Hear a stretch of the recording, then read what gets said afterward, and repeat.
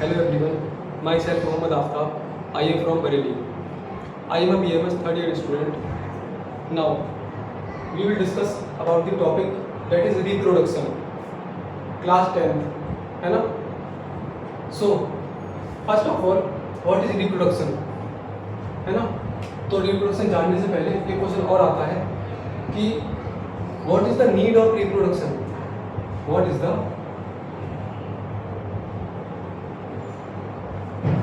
need of reproduction? यानी कि सबसे पहले तो ये होता है कि रिप्रोडक्शन जानने से पहले रिप्रोडक्शन की जरूरत ही क्यों पड़ी, है ना? तो what is the need of reproduction? तो इसका आंसर रहेगा in order to maintain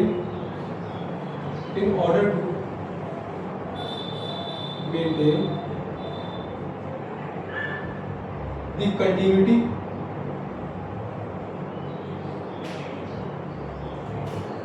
of species. Is it clear? Now, what is the need of reproduction? यानी कि रिप्रोडक्शन की जरूरत ही क्यों पड़ी? In order to maintain the continuity of species, यानी कि किसी भी स्पीसीज की कंटिन्यूटी को मेंटेन करने के लिए, ठीक है? अच्छा, now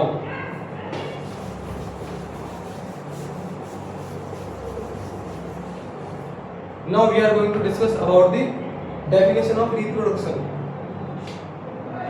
Reproduction is the process by which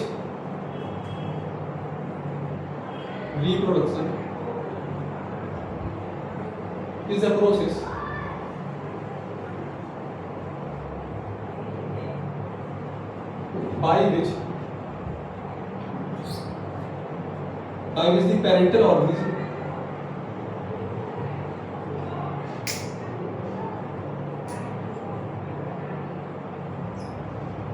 produce offsprings of their own kind.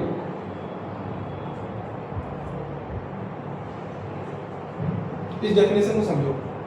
Reproduction, यहां से देखो, री का मतलब होता है अगेन, यानी कि दोबारा बनाना. यानी कोई चीज एक एग्जिस्ट कर रही है, उसको उसके जैसा ही दोबारा बनाना. Is it clear? Reproduction means re का मतलब होता है again. प्रोडक्शन का मतलब होता है उत्पादन, यानी कि किसी भी चीज का दोबारा से बनना. That is called reproduction, है ना? Now, the proper definition of reproduction is the process by which the parental organism का मतलब समझो. जैसे first of all reproduction in humans, जैसे ह्यूमंस के केस में समझो. इन ह्यूमंस, जैसे मान लो ये मदर है, ये फादर,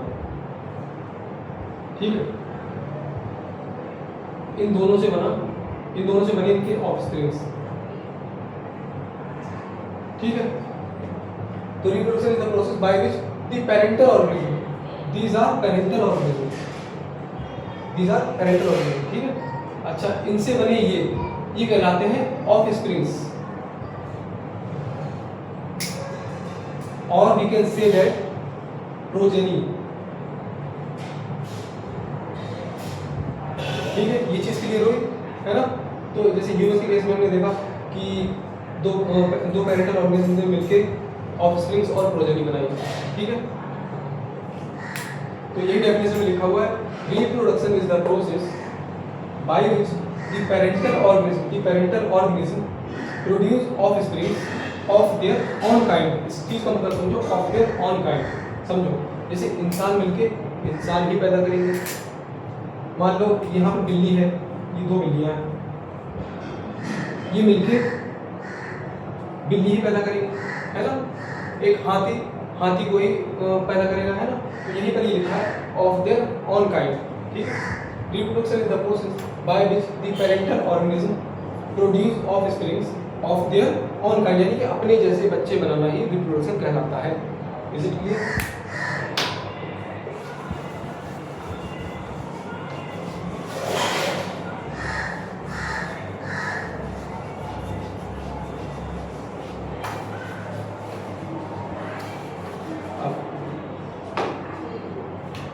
अब हम देखते हैं डिफरेंट टाइप्स ऑफ रिप्रोडक्शन, अलग अलग टाइप्स। जैसे होता है मेरे पास रिप्रोडक्शन में होता है बाइनरी फिजन। पहला हम देख लेते हैं बाइनरी फिजन। फिजन देख लो पहले। अब कुछ बच्चे कंफ्यूज होते हैं फिजन और फ्यूजन में। फिजन और फ्यूजन, फ्यूजन का मतलब होता है जुड़ना। जैसे suppose this is sperm and this is ovum, इन दोनों से जाइगोट का बनना, दिस इज फ्यूजन, यानी कि स्पर्म और ओवम का मिलना, दिस इज कॉल्ड फ्यूजन, है ना। और फ्यूजन का मतलब होता है टूटना। Suppose we have a cell, we have this cell, now this cell will split into two halves, this is called binary fission।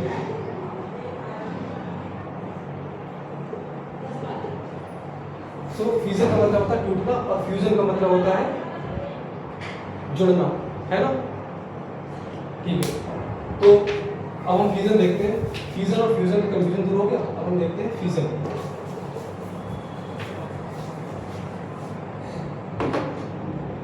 Fusion होता है हमारा बाइनरी फ्यूजन, ट्रिपल फ्यूजन। अब बाइनरी फ्यूजन हमारे क्लास 10th में दे रखा है, binary fusion.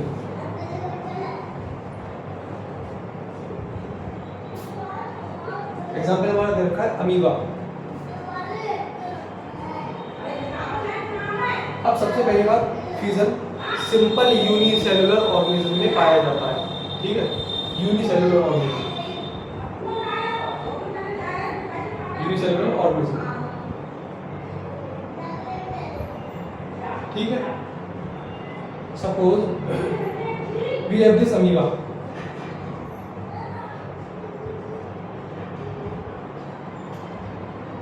Now this single cell organism will splits into two halves from any plane।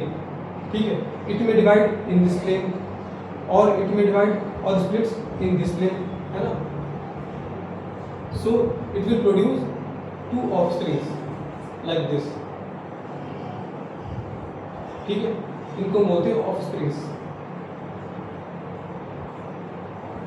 ठीक है, यानी कि एक अमीबा दो इक्वल हाफ में टूट करके इस तरह से ऑफस्प्रिंग्स में डिवाइड हो गया। ठीक है, तो ये होता है फ्यूजन। ठीक है, अमीबा में पाया जाता है। नाउ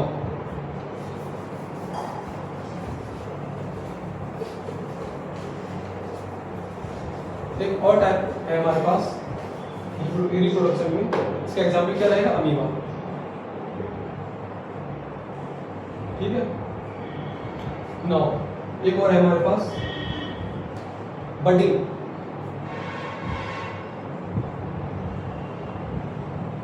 बडिंग का मतलब समझो, ये पाया जाता है सिंपल मल्टी सेलुलर ऑर्गेनिज्म के अंदर। ठीक है, simple multicellular organism.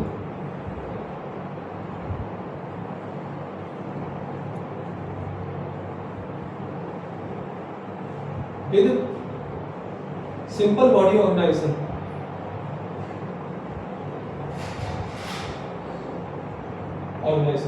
Multi cellular organism with simple body organisation. अब समझो, मल्टी सेलुलर ऑर्गेनिज्म तो हम भी हैं, है ना, तो इसका मतलब हमारे अंदर भी बडिंग होना चाहिए, नहीं, इसलिए मैंने लिखा मल्टी सेलुलर ऑर्गेनिज्म के अंदर होता है budding, but with simple body organisation. ठीक है, जैसे एग्जाम्पल है हमारे पास ये पाया जाता है हाइड्रा के अंदर, हाइड्रा। ठीक है, इस प्रोसेस को समझो।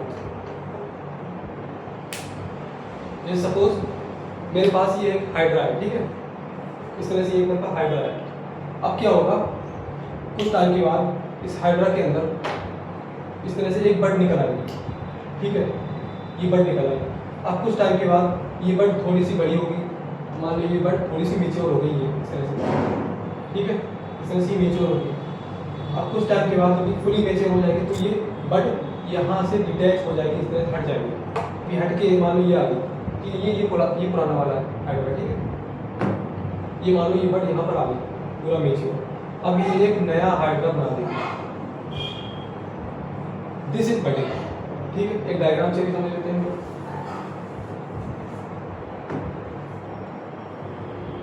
सपोज दिस इज हाइड्रा, ठीक है, a small bud appears on its surface. Now this bud will mature with time, है ना, this bud will mature with time, and finally when it will fully mature, it will detaches from this position, it will detaches from their surface and will form the complete hydra. So this is called budding in hydra. Is it clear or not?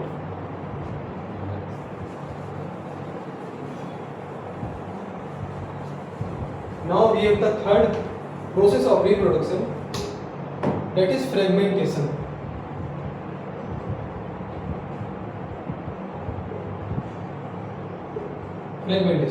Fragmentation का मतलब समझो, ये भी multicellular organism के अंदर पाया जाएगा with simple body organisation. Is it clear? Suppose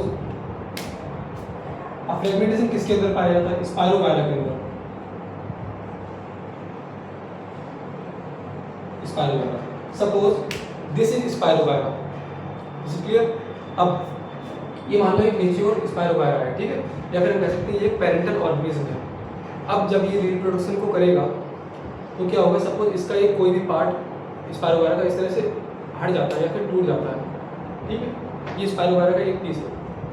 अब ये स्पाइरोगायरा का एक पीस, ये पहले वाला है, ठीक है, ये स्पाइरोगायरा का एक पीस एक नया स्पाइरोगायरा बना देगा। Is it clear? Now this is called fragmentation, है ना। डायग्राम से भी एक बार समझ लो। Suppose we have this spirogyra,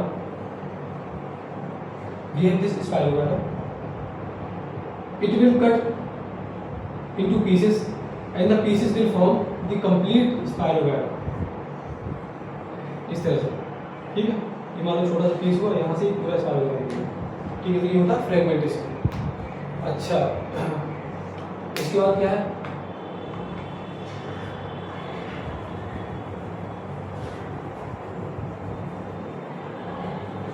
अच्छा, इसके लिए जैसा एक चीज और होता है, रीजनरेशन। एक टर्म और आता है, क्लास 10 की बुक में लिखा हुआ है, रीजनरेशन।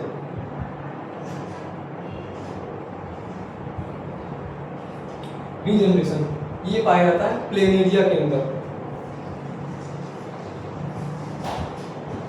Regeneration in Planaria. अच्छा, अब ये भी multicellular organism with simple body organisation के अंदर होता है। अब सपोज मल्टी सेलुलर ऑर्गेनिज्म तो हम भी हैं, यानी कि हमारे अंदर भी जो है वो बडिंग होना चाहिए, फ्रेगमेंटेशन होना चाहिए, रीजनरेशन होना चाहिए। नहीं, ये सिर्फ होता है multicellular organism with simple body organisation, है ना। ठीक है, अब इसके अंदर भी सेम प्रोसेस है। जैसे suppose I need to rub this,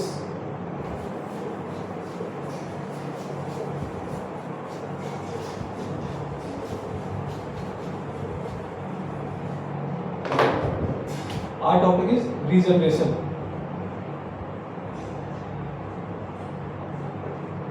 देखो वर्ड्स को तोड़ना सीखो। री मैंने बताया था ना, अगेन। जनरेशन वही प्रोडक्शन, यानी कि अगेन प्रोडक्शन, यानी कि किसी भी स्पीशीज की दोबारा आगे प्रोडक्शन, ठीक है, इज कॉल्ड रीजनरेशन। अब ये किसके अंदर पाया जाता है? वही है multicellular organism with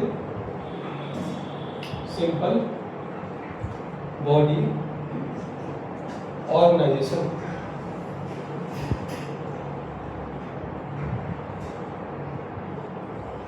multi cellular organism with simple body organisation, है ना।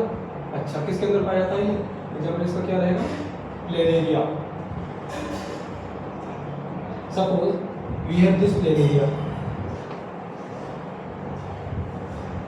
suppose we have this planaria. If we cut the planaria into many pieces, suppose we have cut this structure or this, है ना। If we cut the planaria into many pieces, the each piece, suppose these are the pieces of planaria, each piece will develop into the new planaria। Is it clear? This is called regeneration in planaria.